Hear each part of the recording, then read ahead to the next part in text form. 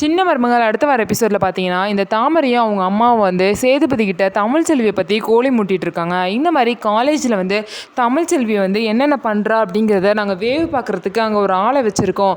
தமிழ்ச்செல்வி கூடயே வந்து சின்ன வயசுலேருந்து 12வது வரைக்கும் படித்த ஒரு பையன் அங்கே தான் கேன்டீன் வச்சுருக்கானா, அவன் கூடயே தான் தமிழ்ச்செல்வி வந்து பேசிகிட்டு இருக்காளாம் அப்படின்னு சொல்லிட்டு இல்லாத பொல்லாதெல்லாம் தமிழ்ச்செல்வியை பற்றி தாமரையும் அவங்க அம்மாவும் பார்த்தீங்கன்னா சேதுபதி சொல்லிகிட்டு இருக்காங்க. இதெல்லாம் கேட்டு சேதுபதி பார்த்தீங்கன்னா இதெல்லாம் கேட்குற நிலைமையில இல்லை போங்க அப்படின்னு சொல்லியுமே எதையுமே கேட்காம பார்த்தீங்கன்னா, அது மட்டும் இல்லாமல் சின்ன வயசுலேருந்தே அந்த பையன் வந்து தமிழ்ச்செல்வியை லவ் பண்ணானா அப்படின்னு சொல்லிட்டு இல்லாத பொல்லாதெல்லாம் போட்டு விடுறாங்க. அது மட்டும் இல்லாமல் அவங்க எல்லாம் சேர்ந்து உட்காந்து பேசுகிற மாதிரி ஒரு ஃபோட்டோவை எடுத்து சேதுபதி கிட்ட காமிக்கிறாங்க. அது மட்டும் இல்லாமல் இந்த பையனை மனசில் நினச்சி தான் வந்து தமிழ்ச்செல்வி வந்து கல்யாணத்தை நிறுத்தணும்னு நினச்சிருப்பா போல.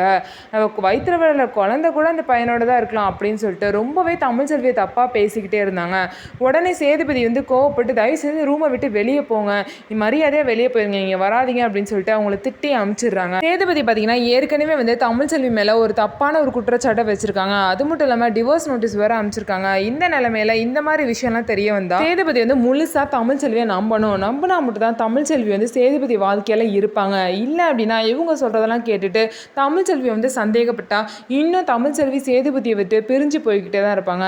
சேதுபதி வாழ்க்கையில தமிழ்ச்செல்வி இருக்கிறதும் இருக்காததும் அவங்க கையில தான் இருக்கு. ஸோ இனிமே வரப்போற எபிசோட்ல என்ன நடக்க போகுது அப்படிங்கிறத பொறுத்திருந்து பார்க்கலாம். நம்ம வீடியோ உங்களுக்கு பிடிச்சிருந்தா நம்ம வீடியோவை லைக் பண்ணிக்கோங்க. அதுக்கப்புறம் மறக்காமல் நம்மளோட சேனலை சப்ஸ்கிரைப் பண்ணிட்டு பாருங்கள்.